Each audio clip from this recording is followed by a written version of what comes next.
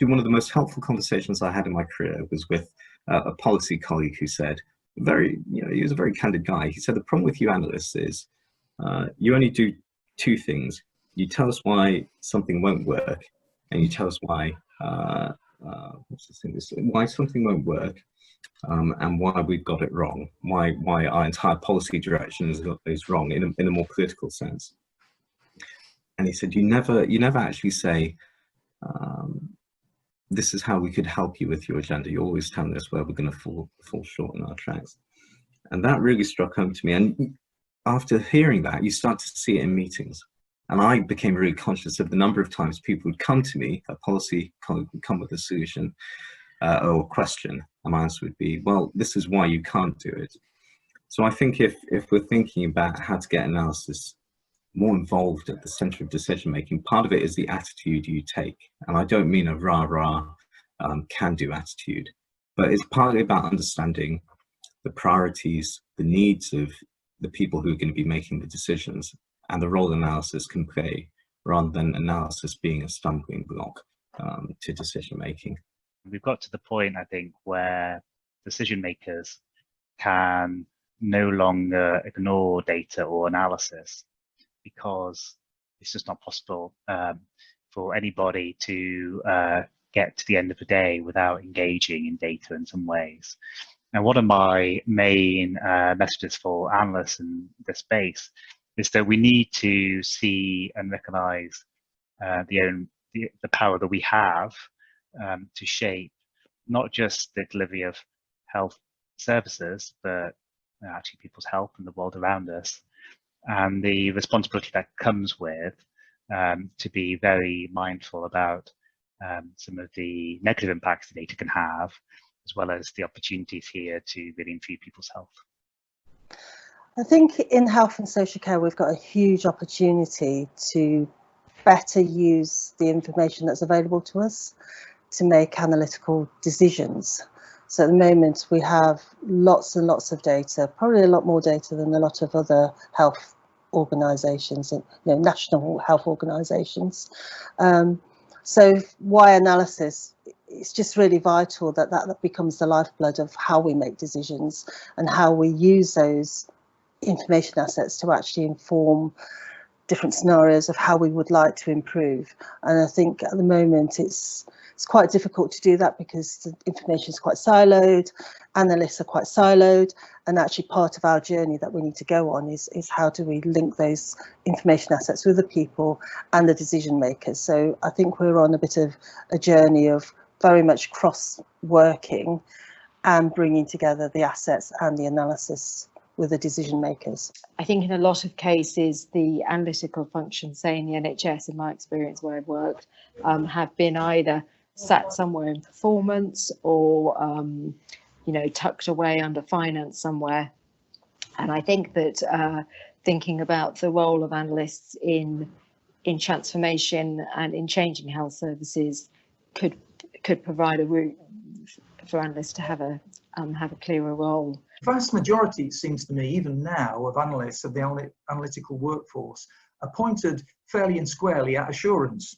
And so it's the kind of, is this bigger than that this month? Is there more of this year than there was last year? And I'm exaggerating, obviously, to make a point. But there is so much of, you've got 48 hours to turn some kind of response around and get that into the regulators and get it into a spreadsheet. That I think it's an industry and a real anchor towards, against the progress of some real insight. But any analyst worth their salt, I think, is so frustrated by all of that because there are several other questions that lie underneath it, at least, that you could explore, you could generate some insights out of, but you're on to the next regulatory return then. I think there's huge frustration out there from the analytics workforce. And again, when you see private companies being brought in to do some of the analytics that we know that our guys are capable of repeatedly, homegrown analysts, I think that maybe because system leaders only see the dashboards that they ask for, they only see on some of the basic analytics that are being pushed through for operational, operational performance and commissioning analytics, and maybe that they don't think, or maybe they think that's the only capability we have. But you bump into so many guys who have got masters and PhDs in every possible range of analytics and statistics.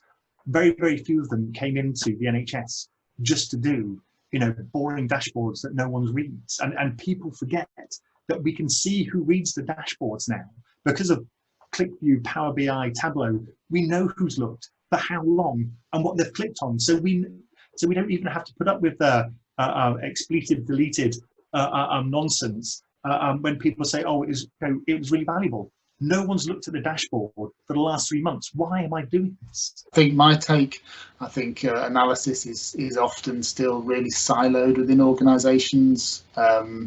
So in small teams with little emphasis on skills development or sharing learning and having the infrastructure in place to effectively support that.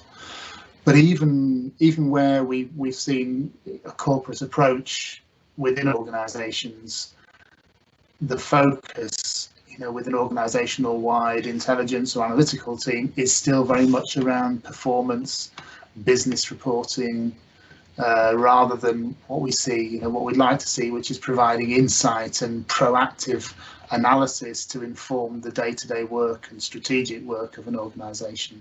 I think there was a real need to, at scale, recognise the skills and contribution that analysts can make. In some organisations, I think they're already on that journey, but in others, not so much. And sometimes it was seen as more of a back office function. Analyst teams sit in different parts of the organisation, and that had quite an influence on how they were viewed and what they were used for. So I think there is perhaps some work that could be done to look at that, because it's about understanding what analysts can bring to the table. And if they're not given the opportunity to do that, it's not going to happen. Some of our customers, for want of a better term, don't always understand the value that can be brought in bringing analytical expertise and it's a particular way of thinking and breaking down a problem into the room in those very early discussions. It's as part of a multidisciplinary team to develop the question, develop the process as well. And certainly throughout my career, the most successful, exciting, and the projects, if anyone asked me what are your kind of top 3 most proud of projects, all of them have had me or my colleagues involved from the very beginning, and we've been a part of it from end to end, rather than, oh, can we evidence that we've made a difference now, please, kind of right at the end. And that continues. That's a key theme throughout every element of every aspect of the health service I've ever worked in, and certainly it continues to be a theme in the charity sector now.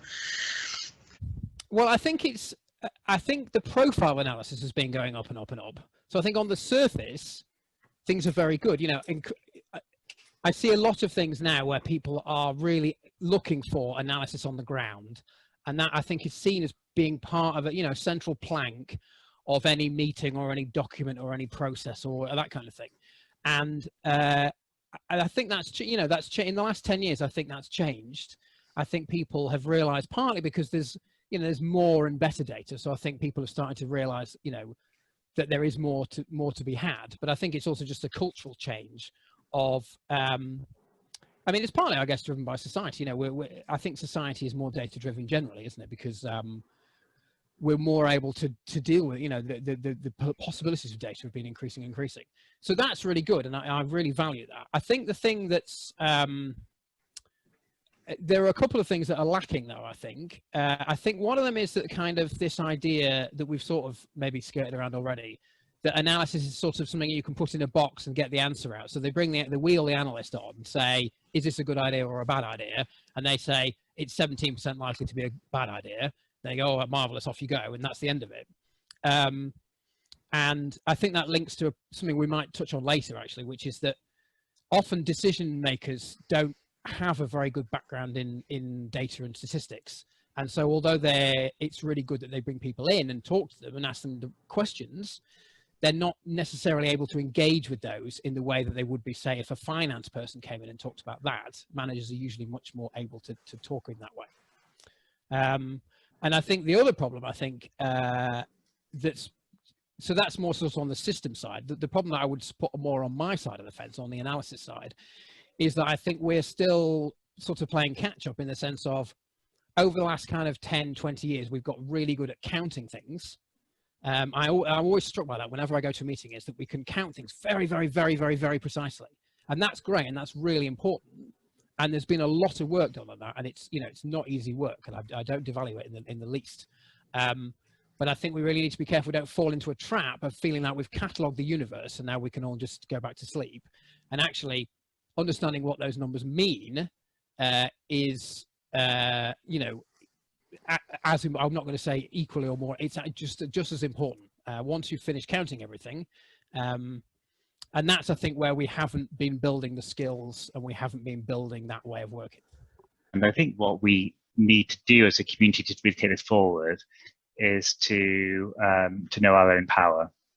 And I suppose I don't accept that there's a kind of a difference between those people who are kind of asking the questions and the analysts who are there to kind of answer the questions. I think we're getting to the stage, or we will do, where actually data is just part of our lives, and analysts need to be part of the conversation about how the data are being used, because we have special skills in that area and expertise that we could add to these kind of conversations and decision making.